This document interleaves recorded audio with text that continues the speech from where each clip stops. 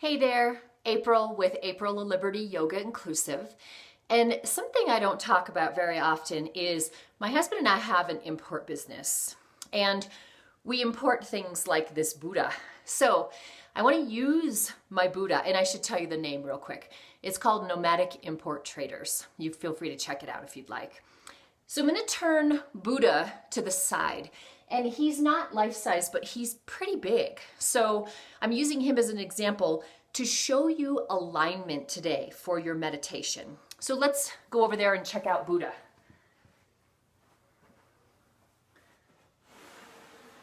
So if you notice, make sure you can see him.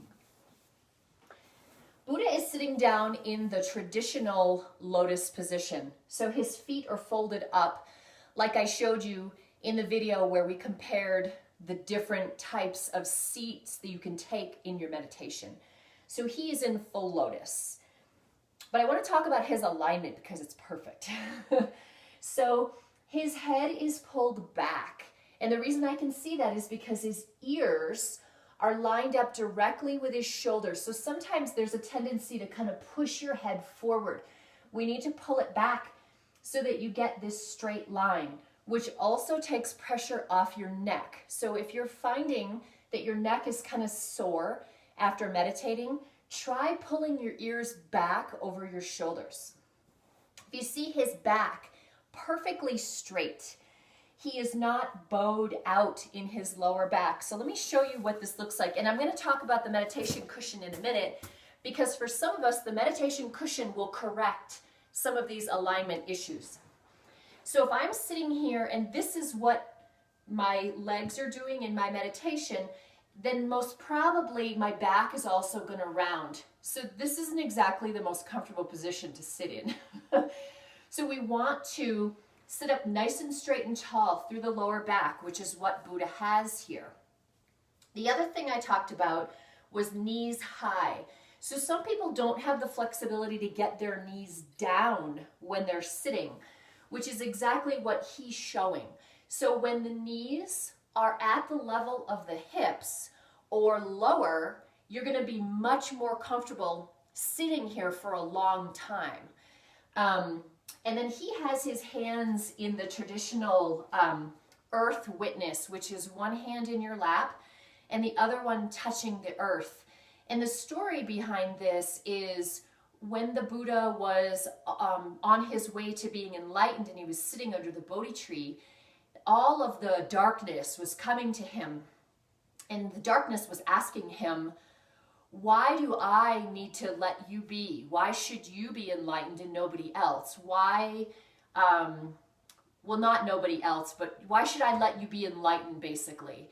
And Buddha simply put his hand down and the earth shook, and the earth spoke up for him and said, well, I am his witness that he is worthy of enlightenment. So that's why he touches the earth. Kind of a beautiful story. So his alignment is perfect. So, which is another reason why getting a Buddha for your personal altar or shrine is a good idea, because it's a reminder of how to sit in meditation. So go ahead and grab your meditation cushion. If you don't have one, you will find a link for one below. And I just want to show you what happens. So if I sit and my knees are too high and they're not relaxed, first of all, I can't pull the pelvis forward, which means my back is always going to be rounded. Not comfortable, not a good alignment. So when you have a meditation cushion, you'll notice right away, aha! Look what happened to my knees. They fell down below my hips, which takes pressure off my hip flexors. So this alone will increase your comfort phenomenally, is what I wanted to say. So you can also choose to sit with your legs folded underneath you, which is also extremely comfortable.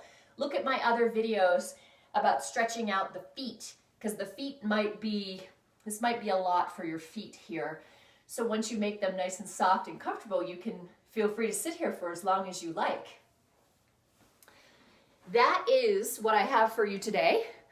Hopefully you saw some value in the Buddha. So real quick summary. Ears over shoulders. So I'm going to turn to the side. Most people want to sit like this. Pull your head back. Straighten your spine.